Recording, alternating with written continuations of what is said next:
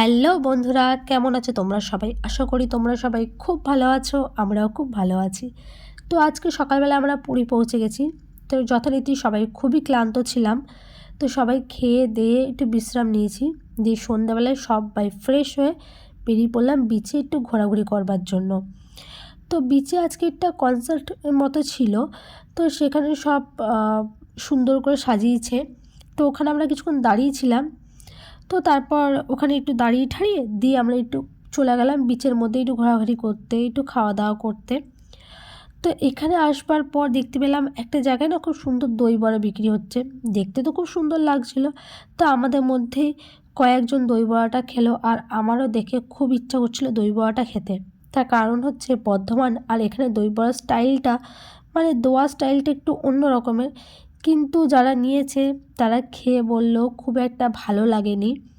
তো তার জন্য আমরা রিস্ক নিলাম না, মানে আমি নিলাম না, আমি আর দই বড়াটা খাইনি। আর এখানে দেখতে পাচ্ছি প্রচুর ভিড়।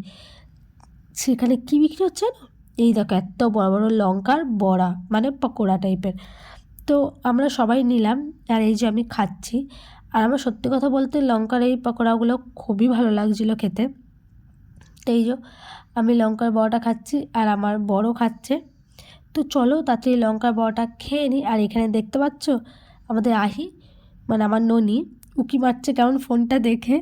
তো চলো লঙ্কার বড়াটাকে খেয়ে নিই।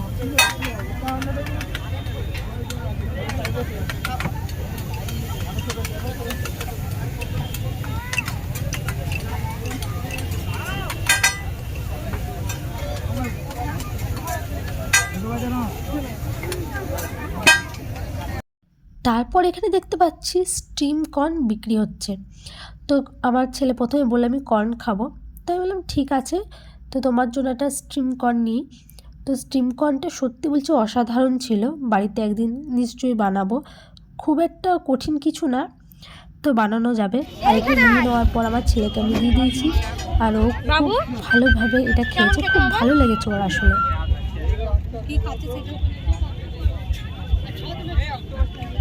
তারপর আমরা চলে এলাম পাপড়ি চাট খেতে। বাইরে বেরিয়েছি আর সামনে দেখতে পাচ্ছি পাপড়ি চাটের দোকান। না খেলে মানে সারা রাত হয়তো ঘুমই হবে না দেখে। তো যাই হোক পাপড়ি চাটটা দেখে পাপড়ি চাট নিয়ে নিয়েছি। পাপড়ি চাট খেয়ে তারপর আবার দেখতে পাচ্ছি পাশে গোলা বিক্রি হচ্ছে।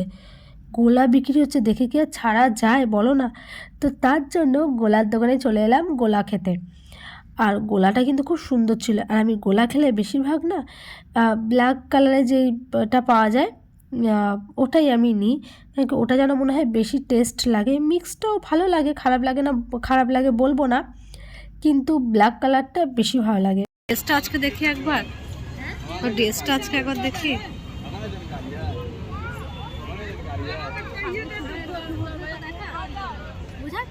সমুদ্রের উত্তাল হাওয়া এখন।